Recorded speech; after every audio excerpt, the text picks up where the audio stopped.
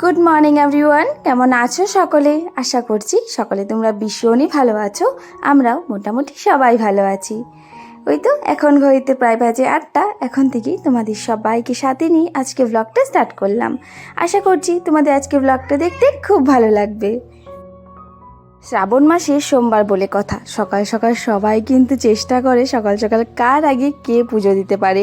তো আজকে সকালে উঠেছি তাড়াতাড়ি, কিন্তু সকালে উঠলে কি হলো, ঘরের অনেক বাসি কাজ ছিল, সেগুলো সেরে ঘরটর মুছে স্নান করে ঘরের পুজোটা সেরে এই যখন চলে এসেছি শিব মন্দিরে। আর আমাদের বাড়িতে যেহেতু শিব ঠাকুর আছে, অনেকেই কিন্তু আসে আমাদের করে পুজো দেওয়ার জন্য। তো এখানে দেখো ঠাকুর একদম ফুলে ভর্তি হয়ে রয়েছে। তো এখানে আমিও পুজোটা দিয়ে তারপর চলে যাব রান্নাঘরে। আর মাম্মাম আর বড়মশাই কিন্তু এখনও ঘুমিয়ে আছে।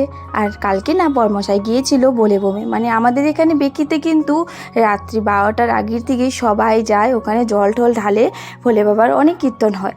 তো সেই কারণে ওইখানে গিয়েছিল।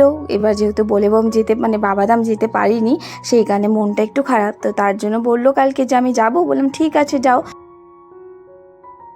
তো রাত্রে এসেছে 2টোর দিকে, এসে পরে ঘুমিয়েছে। তো এখন ডাকছে কিন্তু উঠছে না। তো ভাবলাম ঠিক আছে তাহলে আমি রান্নাবান্নাটা সেরে নিই।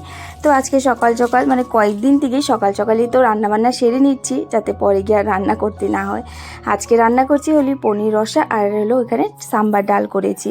সাম্বার ডাল করেছি কেন, আজকে ভেবেছি একটু ধোসা করব, মানে ট্রাই করবো আর কি। বিয়ের আগে একবার ট্রাই করেছিলাম কিন্তু তেমন একটা ভালো হয়নি।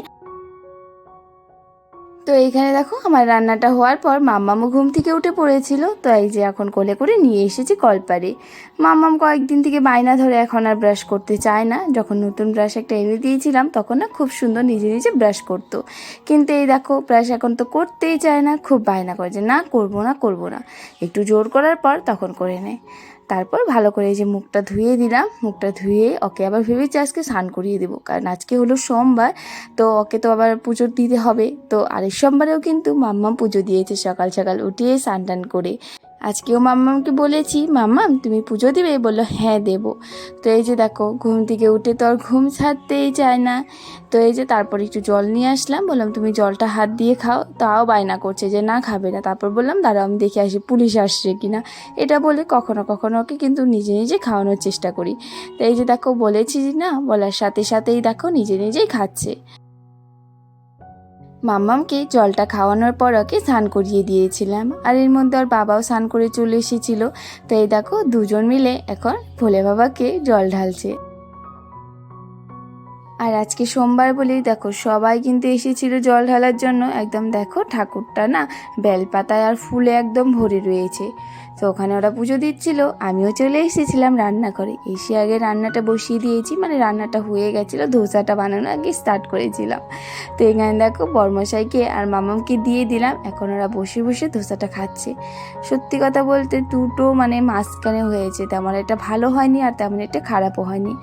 তো যাই হোক, আরও যদি কখনো বানায় আরও ভালোভাবে বানানোর চেষ্টা করব। তারপর বর্মশাই খেয়ে দিয়ে চলে গেল, আর আমিও এর মধ্যে নিয়ে বসে পড়েছি। আর মাম্মাম দেখো সে কখন আর বাবার সাথে বসেছিল খাওয়ার জন্য। একা একা খেলে এমনই হয়, এত দেরি হয় খেতে। আর এখানে আমিও খেলাম আর আমার মাম্মামকেও খাইয়ে দিলাম। তো খাওয়া দাওয়া করার পর রান্নাঘরটা একদম ভালো করে পরিষ্কার করে চলে এসেছি যে বিছানাটা ঠিক করতে। কয়েকদিন থেকে কী হয়, বিছানাটা পড়ে থাকে, আমি একটু পরে উঠাই, মানে বর্মশাই না এই যে মশারিটা খুলে দিয়ে রেখে যায়। তো বালিশগুলো আমি পরে এসে ঠিক করে বিছানাটা ঝাড় দিয়ে নিই, মানে রান্নাঘরের সব কাজ কমপ্লিট করে এসে তারপরে এই ঘরটাতে আসি। মানে একটা কাজ করতে নিলে আমার কি হয়, ওই কাজটা শেষ না করে আমার আরও একটা কাজে ধরতে ইচ্ছে করে না, যে ওই কাজটা ফেলে এসে আবার এই কাজটা করবো, এমন একটা ভালো লাগে না। তাই দেখো মাম্মাম আজকেও শাড়ি পরে ঘুরছে, আজকে আবার বেশি করে সাজু করেছে, খুশি সাজিয়ে দিয়েছে। দেখো এই শাড়ি বাবা নিয়ে আসার পর থেকে যে ও শাড়ি পরে ঘুরছে, রোজ দিন সকালে খাওয়া খেয়ে তারপর শাড়ি পরে থাকবে। দেখো আবার গলায় মালাও পরেছে। কি হ্যাঁ দিদি ভাই, হ্যাঁ হ্যাঁ হ্যাঁ দিদি ভাই, দিদি ভাই ওকে সাজিয়ে দিয়েছে, তাই না? দিদি ভাই সাজিয়ে দিয়েছে। এই যে আজকে শাড়িটা পরানো ভালো হয়েছে, খুব সুন্দর হয়েছে। তাই খুশিকে বললাম যে দুর্গাপূজায় কিন্তু তুই এইভাবেই সাজিয়ে দিতে হবে ওকে, হ্যাঁ না? হ্যাঁ এই দেখ গুড়ি গুড়ি পায়ে হাঁটি হাঁটি দিচ্ছে।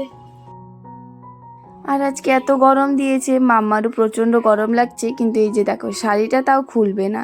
তো শাড়িটা বসে মানে রান্নাবাটি খেলছিল।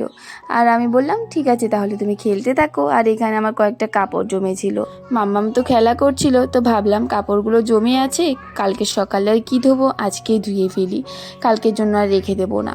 সকাল সকাল সমস্ত কাজ বাজ করে কাপড় ধুতে গেলে কিন্তু অনেকটাই সময় লেগে যায়।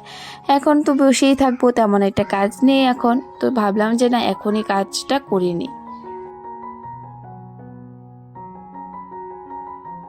হইতে পারবে যে বিকেল 6টা, এই যে এখন আবার চলে এসেছি রান্নাঘরে, মামার জন্য একটু ম্যাগি করছি।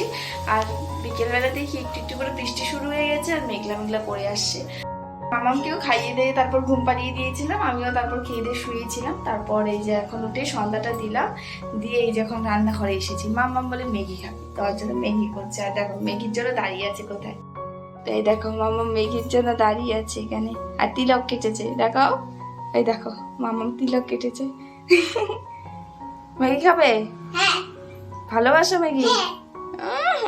ম্যাগির কথা শুনে সেই খুশি, সেই খুশি। ও থ্যাংক ইউ। তাই আমি ভুলে গেছি। আচ্ছা ঠিক আছে লাগাবো।